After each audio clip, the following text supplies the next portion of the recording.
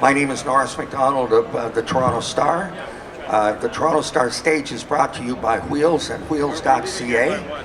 And I'm delighted this afternoon to welcome to the podium a man that I've known for a couple of years now who does a fascinating thing. What started as a hobby, which has now turned into a very lucrative business. This is Darren Jack of the Hall of Fame collection, it's called. And to his right and your left is Abriella Sammy. There, I got it right. You know, I'm on a roll. I haven't screwed up a name for 2 days now. And you work with Darren, and you are a sports individual and scenic artist. I am, yes. And an example of your work is just to the right, and it's for sale. It is. Right? It is for sale. We'll get back to what you charge for your work in a few minutes. First of all, good to see you. Yeah, thanks for having me. And listen, one of the reasons that we've got you back up here again this year is you did the auto show a really, really big favor this year. We have down on level 100 an absolutely fantastic display, a tribute display to McLaren Racing and to Bruce McLaren himself. And you quite nicely donated, or I shouldn't say donated, you let us borrow for a couple of weeks at the show, some helmets worn by famous drivers who raced McLaren cars. That's right. And you've also got some McLaren mini cars down there, dinky toys as we used to call them in the old days. So tell us a little bit about what's down in the display. Yeah, absolutely. Firstly, let's touch on the ASL. That's pretty impressive. Very 2020 of you there, Norris. Well, we try here. We just have to add a hashtag in front of that. So hashtag ASL, anybody there on social There media. you go. And by the way, this is being streamed live on Auto Show Facebook page. And as I was kidding Abriella a little earlier, when it's finished streaming, they post a video to the Auto Show YouTube channel where it is there forever. Okay. Well, So, let's not mess up this well, I interview was going to then. say, try not to It's screw never up was a here. long time. Yeah, absolutely. Thanks for having us up here, Oh, thank Norris. you. And, Thanks for joining me. Thanks he for was about yeah, to say. exactly. Right? Thanks for joining us. That's It's it. my show, kid. Yeah. Well, no, thanks for having us. And yeah, just to touch on the McLaren exhibit that's downstairs. For those of you who haven't been downstairs into Auto Exotica, you make your way through the beautiful cars, obviously from the magazine, the Autostrada setup, which is fantastic this year. And you make your way into the McLaren room, and what a beautiful tribute it is to Bruce McLaren. Not only do we have some racing cars that he drove in, there's the Cooper, obviously, from I think his first Grand Prix win, and then also goes on through the history of McLaren cars. There's one driven by Emerson Fittipaldi in Formula One. There's a Can-Am car down there. There's Johnny Rutherford's 1975 second place Indianapolis 500 car. And the first victory in the Indianapolis 500 by a McLaren, driven by Mark Donohue in 1972. Yeah. And sponsored by Sunoco. It's nice blue color down there. Yeah. Great place. It is. It's a really cool exhibit. So listen, for those people, my goodness, we're getting a round of applause.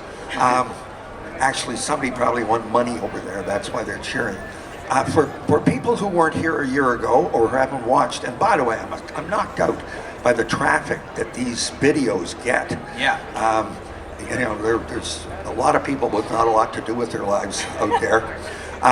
Tell us a little bit about how you started with what has become the Hall of Fame collection. Yeah, there's a great example of it in the McLaren exhibit. I was speaking with Jason Campbell, the general manager of the auto show, and we were discussing what we was going to bring this year. So we were fortunate to bring some really cool helmets that tie into the McLaren exhibit. There's the helmet from Mark Donohue. There's helmets from Johnny Rutherford. Some other McLaren legends you'll be familiar with, Jenson Button and Fernando Alonso from recent times. And then he said to me, you know, we don't really have a lot of modern Formula One cars down there. Do you have any models? And I thought to myself, yeah, I have a few models, I said. And he says, well, any McLaren ones? I thought about it. Yeah, actually. So A couple, I kind of, as a kid, collected a lot of these model cars. I'm sure a bunch of other people here who love cars collected cars too. My dad was the one who kind of started it in the early 60s. He collected the little dinkies and corgis, and then it kind of expanded from there. And when my brother and I was born, he started buying one for each of us, and every birthday or Christmas.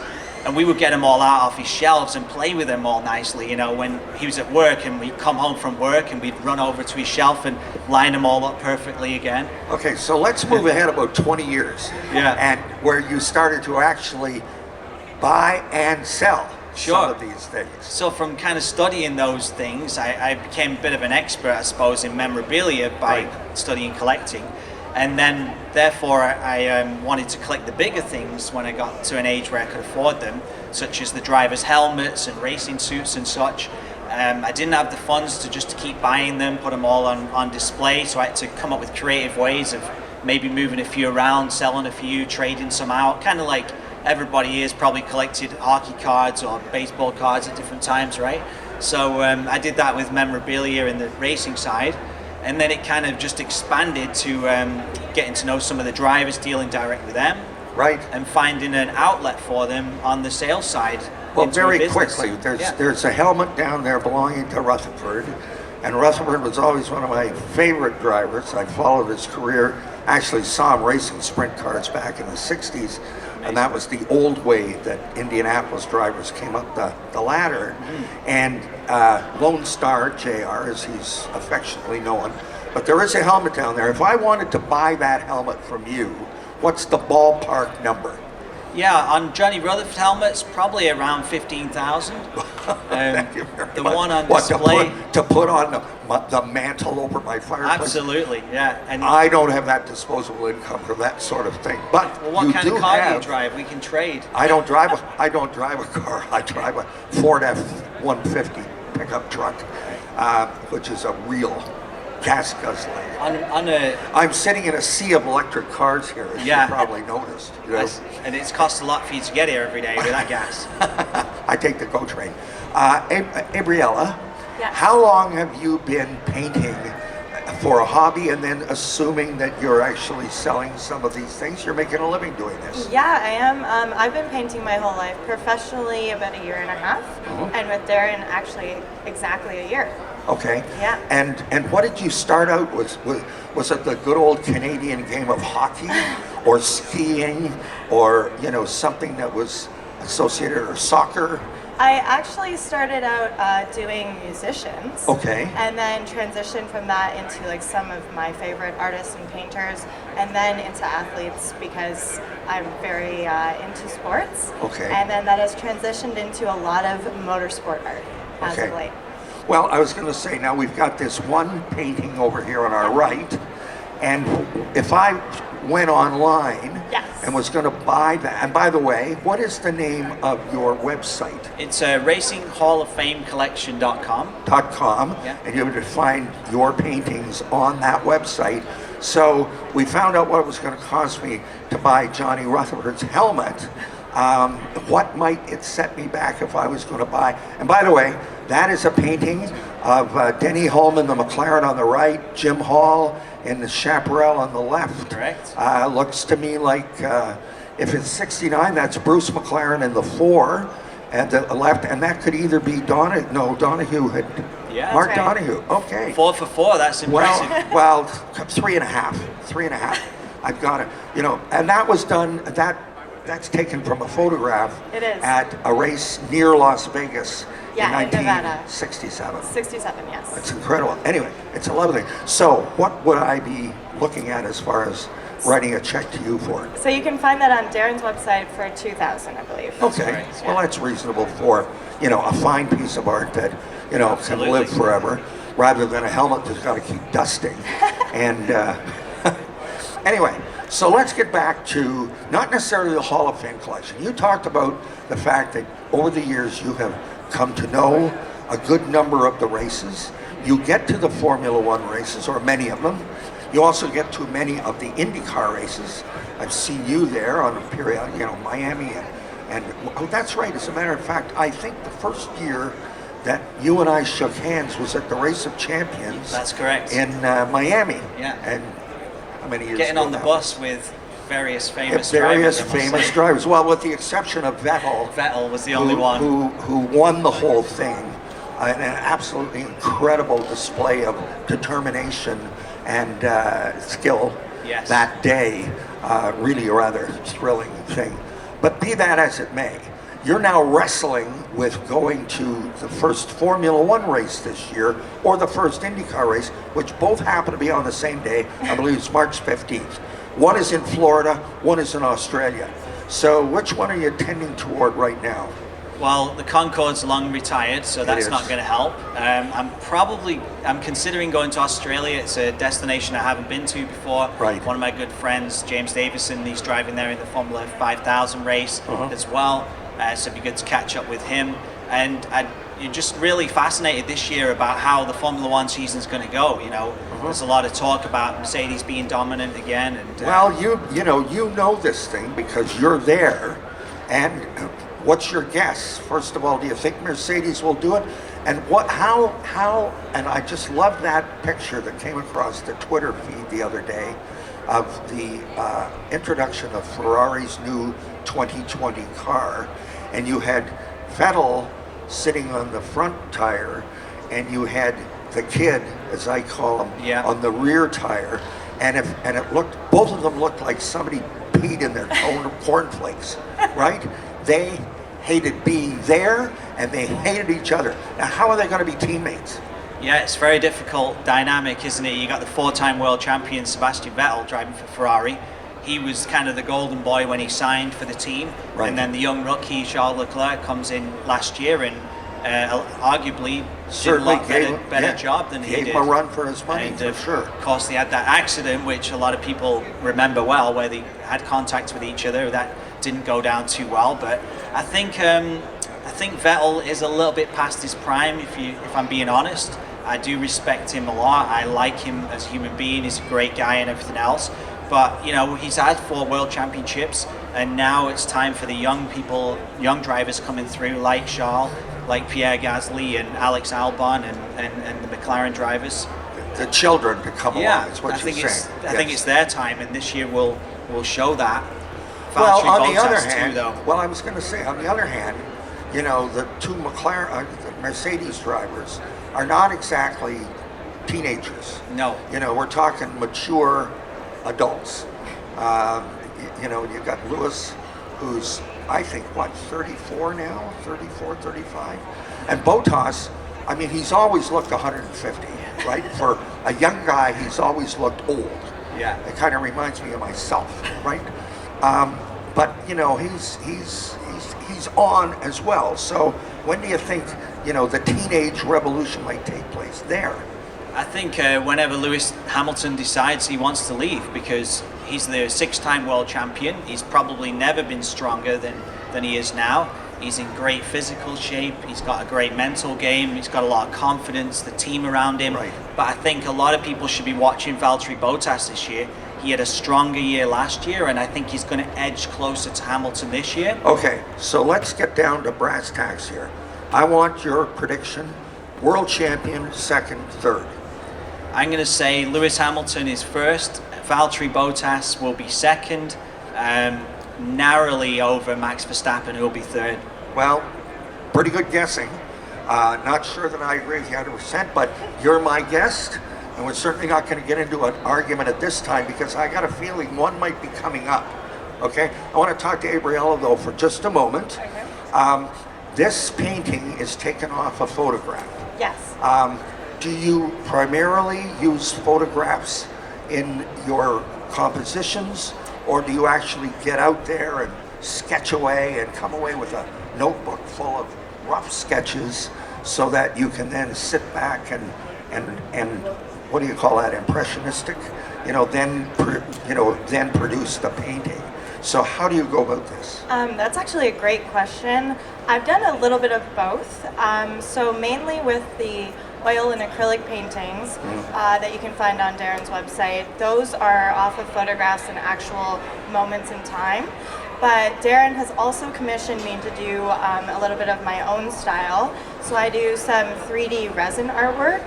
And when I'm doing those, they're usually less off of just a photograph and more so it comes from an image, and then I do what you're saying in terms of sketch and go through lots Sure. of different options and turn it into more of an abstract image. So those ones are a little bit more creative, a little bit less traditional. So I would say I do a little bit of both. Okay. But my personal style is more on the abstract side. Okay. Yeah. Now, the Hall of Fame collection is pretty well based on Formula One, IndyCar, maybe a bit of NASCAR. We do have a pretty good international racetrack close to Toronto here called Canadian Tire Motorsport Park. The IMSA series comes here. The NASCAR trucks come here. The racing is terrific. Any thinking along the lines of you might go out there and do some work locally rather than some of these romantic international locales? I've loved the opportunity to travel with the Hall of Fame collection. Darren was kind enough to take me to the Indy 500 last Right. year, and we're planning on doing that again. Yeah, it's Amelia Island as well, Sure. in Yeah, the Jacksonville. Concours. Yeah, Yep. yeah. So those opportunities have been amazing, but any opportunity to paint and create, I'm interested in. Well, you should come out there and take a look around. Yeah, absolutely. It's a Well, beautiful no, track. Absolutely, and, it's a wonderful we'd love to environment, do that. and the backdrop because it's a very rolling area of Ontario, and the place is always packed with the big races. So there's things happening. Sounds great to me. Okay, let's get down to brass tacks here. Okay, this has been a really nice interview, right? Very, very, very, very positive. Positive. You and I were talking before we came on, though, about a famous Canadian race car driver who's at a crossroads. And I was suggesting that I was sorry he hadn't gone one way, and you said, I disagree. So, since this is my show, I will now say what I'm going to say, and then you can argue with me. But I want to tell you right off the bat that if you're kind of really taking it to me, I'm just going to cut this off. Sure. And we'll end the show. Right? Although it is, because I refuse it to is, lose. posted forever. I will remind you. That. Well, that's true. That's true. Okay, James Hinchcliffe from Oakville has been, without a doubt, a wonderful ambassador for Canadian racing, primarily in the IndyCar series. He's done a little sports car racing, but he's known for racing in the Indianapolis 500. Nearly lost his life in Indianapolis, came back the next year, won the pole. I mean, it was the stuff that dreams are made of. Unfortunately, this past winter, and don't want to use a rude word on the air, but he suddenly found himself out of employment for 2020, and this was an enormous shock to James, and it was a shock to his fans, and it really was under the table, double dealing, nasty stuff. Of course, it's car racing. Yes. And what a surprise to hear something like Tough that. business. Yeah, tough business to be in. Now, James has shopped around, has signed up a sponsor, and will be driving in 3 races this year with Andretti Autosport. He's going to race in the Grand Prix of Indianapolis, he's going to race in the Indy 500, and he is going to race at Texas. Unfortunately, there's nothing on the radar as far as Toronto is concerned, but we all have our fingers crossed.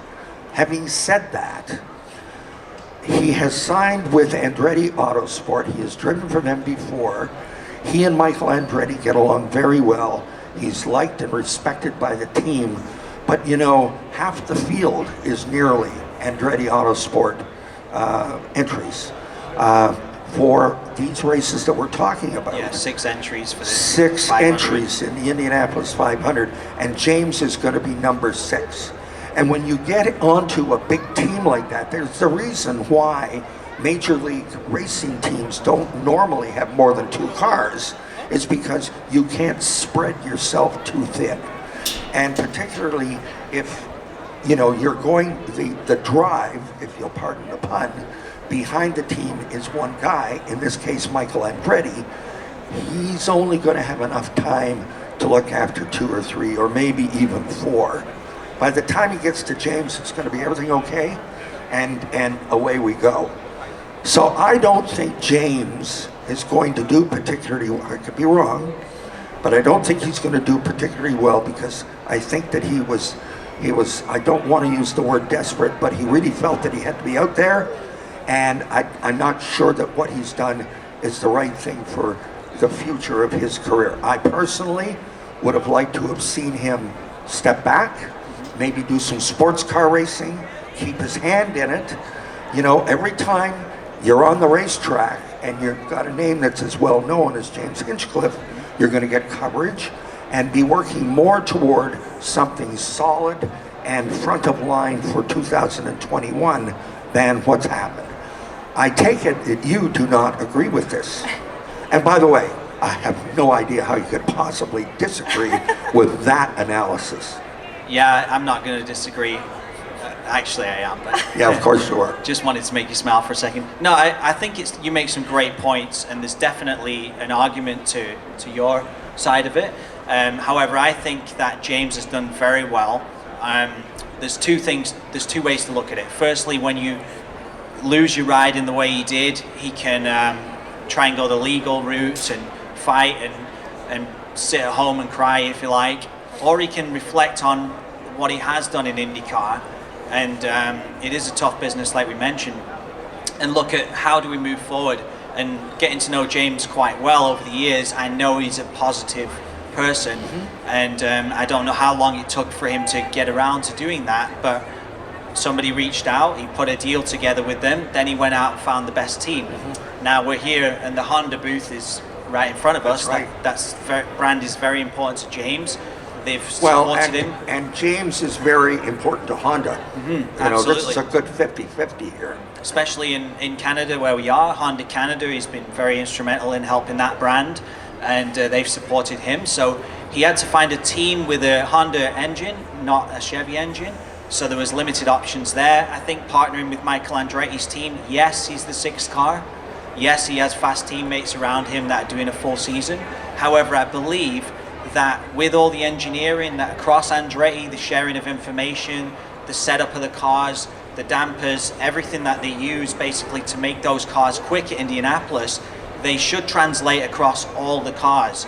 James has enough experience at Indianapolis about how to run fast there and also how to run a good strategy. So I have a lot of confidence in him doing well at Indianapolis and having the opportunity to go out and have a good finish, potentially win the race.